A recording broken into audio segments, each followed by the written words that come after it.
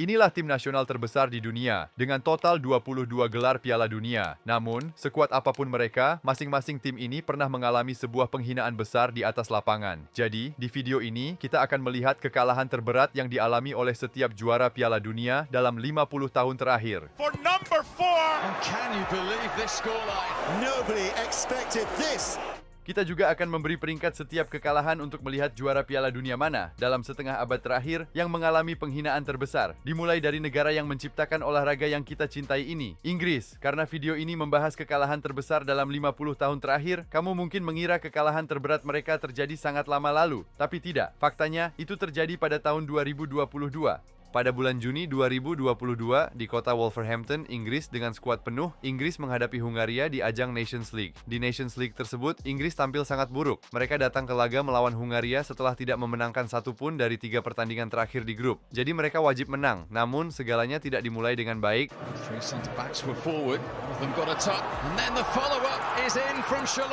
Bahkan saat bermain di kandang sendiri, Inggris tidak mampu menciptakan cukup banyak peluang. Akhirnya mereka masuk ke ruang ganti dengan sorakan ejekan dari para supporter. Namun di babak kedua, keadaannya justru semakin buruk. Looking for Shaloi. He's done it again. Header in as well. Then Nos. Skor 3-0 untuk Hungaria, dan untuk memperburuk keadaan, John Stones mendapat kartu merah. Southgate pun menggantikan Saka dengan Maguire, namun Hungaria tetap memberikan pukulan terakhir. We could get even worse here. Ramsdale's trying to prevent it, but he can't. And can you believe this scoreline? England 0, Hungary 4. Dengan skor 4-0, Inggris mengalami kekalahan terbesarnya dalam 50 tahun terakhir. Untuk sementara, di peringkat kami, Inggris berada di posisi teratas. Namun kita akan melihat pertandingan yang jauh lebih gila lagi. Jadi mari kita lanjut ke negara berikutnya. Juara Piala Dunia satu kali lainnya, Spanyol. Dalam 50 tahun terakhir, Spanyol memiliki banyak generasi pemain hebat. Butragueño, Luis Enrique, Hierro, Pep Guardiola, dan masih banyak lagi. Tapi tidak ada yang sekuat generasi Xavi dan Iniesta. Namun yang tidak pernah disangka siapapun adalah bahwa generasi emas inilah yang justru akan dipermalukan. Spain, humble, hammered, humiliated. Pada April 2014, seluruh dunia siap menyaksikan laga ini. Spanyol melawan Belanda, benar-benar sebuah laga ulang dari final sebelumnya, yang dimenangkan oleh Spanyol. Belanda pun mengincar balas dendam, tetapi Spanyol tahu bahwa mereka memiliki tim yang sangat mampu untuk menang. Xabi Alonso at his 6th major tournament. A cool hand. Spanyol membuka keunggulan, sekali lagi Belanda sedang tertinggal, tetapi hanya sampai akhir babak pertama. Oh, the header!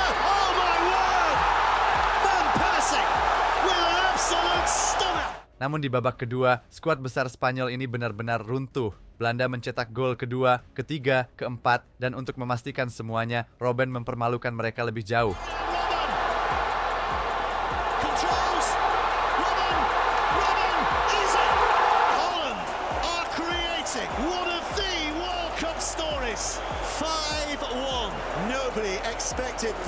Dengan skor luar biasa 5-1, Spanyol mengalami kekalahan terbesarnya dalam 50 tahun terakhir. Dan itu terjadi saat mereka bukan hanya juara bertahan Piala Dunia, tetapi juga juara bertahan Piala Eropa. Sesuatu yang tidak pernah dibayangkan siapapun. Sekarang selisih golnya sama dengan kekalahan Inggris, tetapi Spanyol kebobolan lebih banyak. Jadi mereka mengambil posisi pertama. Namun bukan hanya Spanyol yang mengalami kekalahan terberatnya dalam 50 tahun terakhir di Piala Dunia. Juara berikutnya juga mengalami sebuah penghinaan di turnamen tersebut, Uruguay. Tetapi tidak seperti Spanyol, kejadian ini terjadi beberapa dekade lalu. Di Piala Dunia 1986, tahun itu Uruguay berada di grup yang sangat berat bersama Jerman, Denmark, dan Skotlandia. Namun secara mengejutkan, mereka bermain imbang melawan Jerman di laga pertama. Jadi seolah Uruguay punya peluang untuk berbuat sesuatu. Namun saat menghadapi Denmark, ceritanya jauh berbeda. Tertinggal 2 gol di babak pertama. Lalu, lewat titik penalti, Uruguay berhasil memperkecil ketertinggalan, tetapi di babak kedua, Denmark memastikan kemenangan.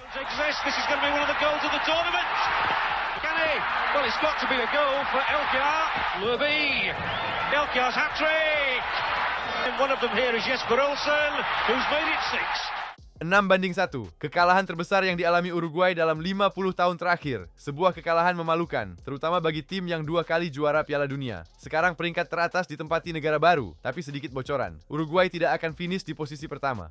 Sekarang kita beralih ke tim lain yang juga telah memenangkan 2 gelar. Prancis, sebuah tim yang sangat konsisten. Hasil terburuk yang mereka alami dalam beberapa waktu terakhir terjadi di Euro 2008, saat Prancis kalah 4-1 dari Belanda dengan selisih 3 gol. Namun ada satu tim yang mampu mengalahkan mereka dengan selisih 4 gol, dan berasal dari negara yang tidak akan pernah kamu duga. Pada tahun 1982, Prancis memainkan laga persahabatan di Paris melawan sesama tim Eropa, Polandia. Pertandingan itu berlangsung pada bulan Agustus. Hanya sebulan setelah Polandia mengalahkan Prancis di Piala Dunia 82. Prancis pun mengincar balas dendam. Namun di Paris, Polandia justru mencetak sejarah. Unggul 1-0 di babak pertama, lalu menambah 3 gol lagi di babak kedua.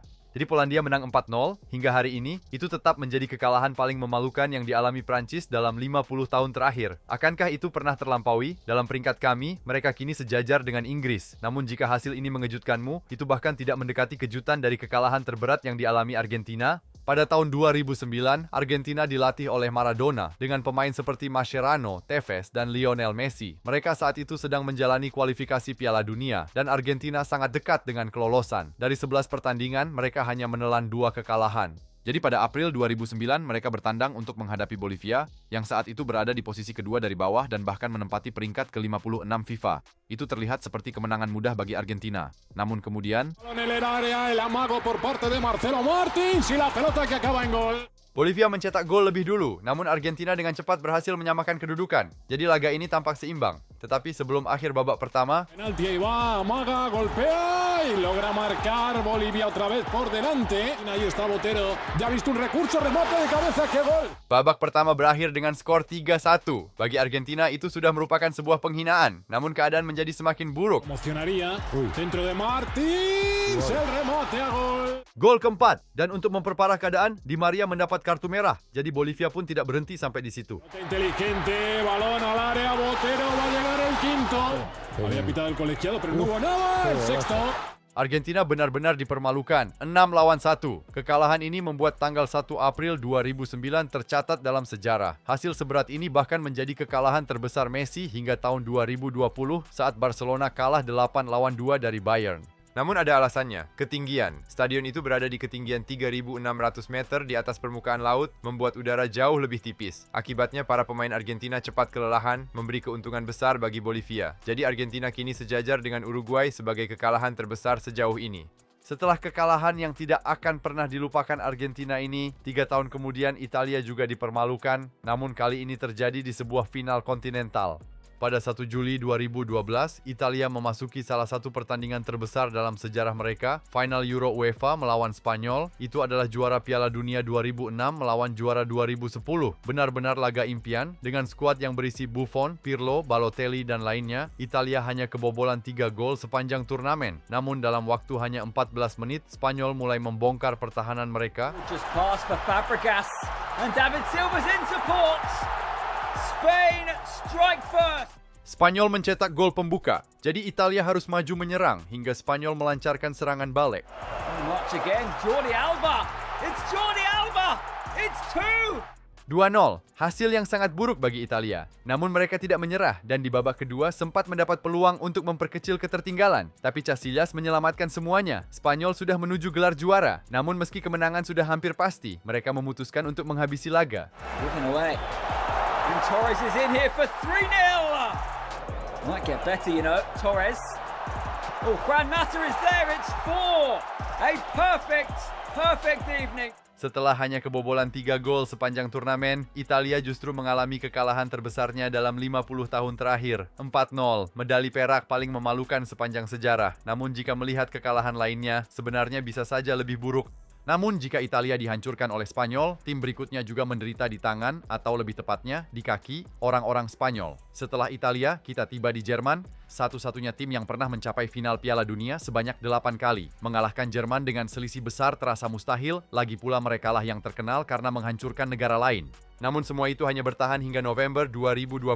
Di stadion kosong, Jerman bertandang ke Sevilla untuk menghadapi Spanyol di ajang Nations League. Mereka bersaing memperebutkan satu tempat di semifinal, dan Jerman hanya membutuhkan hasil imbang untuk lolos. Hingga saat itu, Jerman tidak terkalahkan selama 1 tahun. Namun sejak babak pertama, Spanyol membuat laga ini masuk ke dalam sejarah. And Dani Olmo with his momentum just kind of ran into him. Whoa! There's the opening goal for Spain. Beyond Ginter and the headers off the bar. The follow-up from Ferran Torres. 2 p.m. on ESPN. The header is number 3, just like that. Bahkan dengan Neuer, Kroos, Sané, Gnabry, dan yang lainnya, Spanyol benar-benar mendominasi pertandingan. Namun bagi Jerman, babak kedua justru menjadi lebih buruk. From Fabian Ruiz. What an opportunity for number 4 at the weekend. And Spain want number 5, Ferran Torres! 5-0. Itu sudah menjadi kekalahan terbesar Jerman dalam lebih dari 60 tahun. Namun Spanyol belum berhenti di situ. Gaya. What a chance! It is 6! Would you believe it? Oyarzabal! 6-0.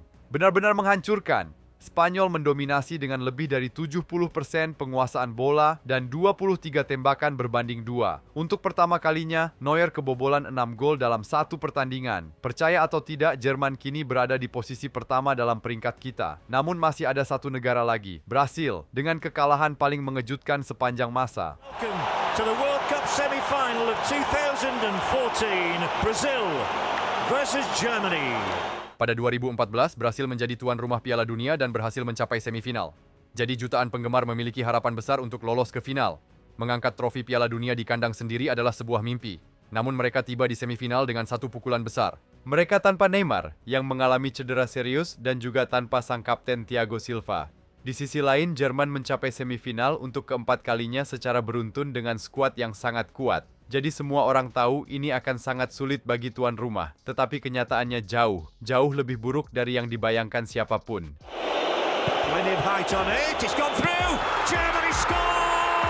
Müller membuka skor. Jadi pertandingan berlanjut dan Brasil kini harus menyamakan kedudukan. Namun dari menit ke-23 hingga menit ke-29, hal yang tak terbayangkan pun terjadi.